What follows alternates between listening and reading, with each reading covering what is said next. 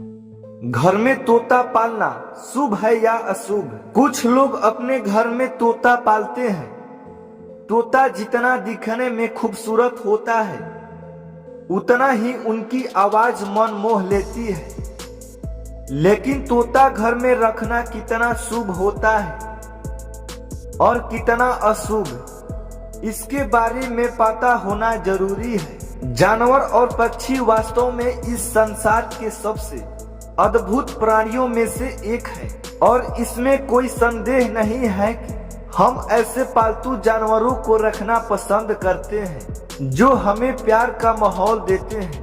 पालतू जानवर घर में खुशनुमा और प्यार का माहौल बनाने में मदद करते हैं। ज्यादातर लोग अपने घरों में पालतू जानवर और पक्षियों को पालते हैं। जिस तरह जानवरों में कुत्ते से लोगों को बहुत लगाव होता है, ऐसे ही पक्षियों में तोते से लोगों को लगाव होता है। कहा जाता है कि तोता पालना किसी के लिए शुभ होता है तो किसी के लिए अशुभ। आइए जानते हैं तोता पालना शुभ है या अशुभ। वास्तु शास्त्र के अनुसार घर की उत्तर दिशा में तोता या फिर तोता रखना बहुत ही शुभ माना जाता है। माना जाता है कि इससे बच्चे का पढ़ाई में मन लगता है और उनकी स्मरण शक्ति बढ़ती है।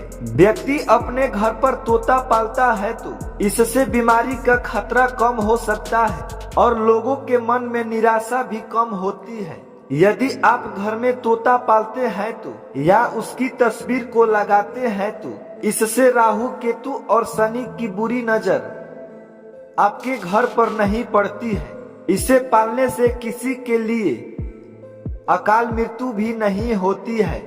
यदि तोते को घर में पिंजरे में रखा जाए तो ऐसे में उनका खुश रहना बेहद जरूरी है, वरना यदि तोता नाराज हो जाए तो वह आपके घर को बद्दुआ भी दे सकता है, जिसका नकारात्मक प्रभाव आपके जीवन पर पड़ सकता है।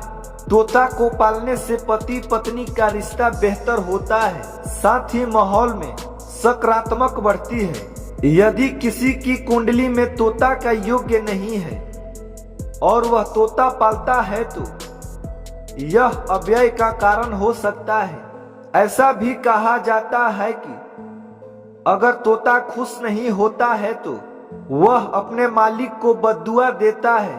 किसी जीव या पक्षी को बंधक बनाकर रखना उचित नहीं होता है। अगर किसी के घर में लड़ाई झगड़े का माहौल हो तो तोता उन शब्दों को सुनता है और फिर उन्हें दोहराता है। ऐसे तोते का फल शुभ नहीं होता है। तो दोस्तों, आपको यह छोटी सी स्टोरी कैसी लगी? कमेंट करके जरूर बताइएगा। धन्यवाद।